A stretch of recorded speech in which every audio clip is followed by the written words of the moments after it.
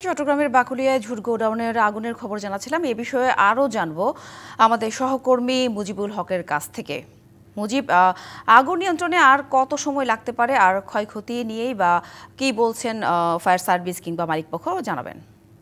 সাথে আগুন নিয়ন্ত্রণে কতটুকু সময় লাগবে সেটি নির্ভর করছে পুরোপুরি ফায়ার সার্ভিসের সদস্যরা যে কাজ করছে তারাই ঠিক আসলে ভালোই বলতে পারবেন যে ভেতরের এখন কি অবস্থা। যেহেতু রাত 1:30টার দিকে যে আগুনের সূত্রপাত হয়েছে সেই আগুন এখনও জ্বলছে এবং আমরা এখন যে শাহ আমানত ট্রেডিং এবং শাহ আমানত প্লাস্টিক এই দুটি জায়গায় মূলত একটি ঝুট কারখানা আর একটি প্লাস্টিকের কারখানা, এই দুটি জায়গায় আগুনের সূত্রপাত হয়। পাশাপাশি অন্য একটি বাস স্টেশন যেখানে বাস তারা ঠিকঠাক করতেন সেখানেও আগুন ছড়িয়ে পড়েছে এবং পাশাপাশি কিছু বসতঘর বস্তি এলাকা রয়েছে যেগুলো একদম পুরে ছাই হয়ে গেছে। তাদের যে আসবাবপত্র রয়েছে সেগুলো কোনো কিছুই আসলে ঠিকঠাক নেই, তারা এক প্রকার আহাজারি করছেন সবকিছু হারিয়ে।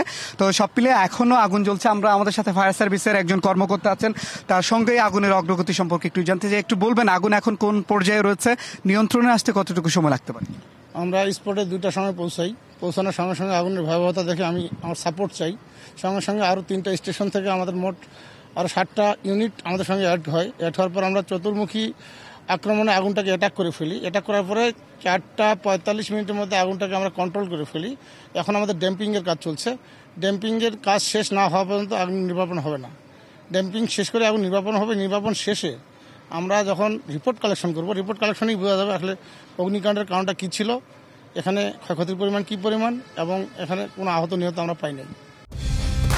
কালার এক্সপার্ট, জর্জ স্যাপ এবং মাইল্ড অন হ্যান্ডস টেকনোলজি সমৃদ্ধ অরিক্স ক্রিস্টাল ওয়াশ আপনার লন্ড্রি এক্সপার্ট।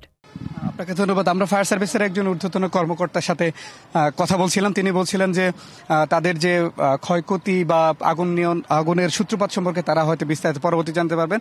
আমরা একজন কারখানার শ্রমিক আছেন যিনি কাজ করেন, একটু বলেন কিভাবে আগুন লেগেছে, কি জানতে পারেন?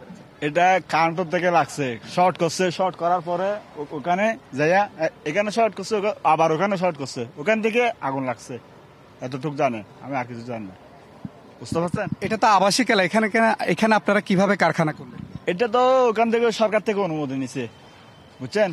সরকার থেকে নিছে, এখানে সিটি কর্পোরেশন থেকে নিছে।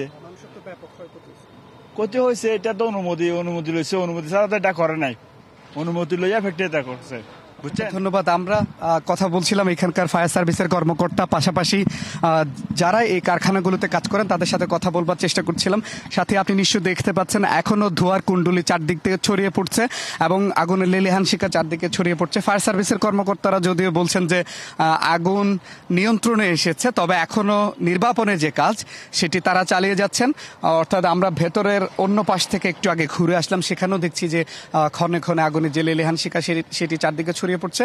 তো সব মিলিয়ে আগুন পুরোপুরি নিয়ন্ত্রণে আসলে পরে নির্বাপনের পরেই ফায়ার সার্ভিসের কর্মকর্তারা বলতে পারবেন যে ঠিক কি পরিমাণ এখানে ক্ষয়ক্ষতি হয়েছে, পাশাপাশি আগুনের সূত্রপাত সম্পর্কেও তারা বিশদভাবে আসলে জানাতে পারবেন। আপাতত এইটুকুনি ছিল আমার কাছে খবর সাথী। নিশ্চয় মুজিব, ধন্যবাদ।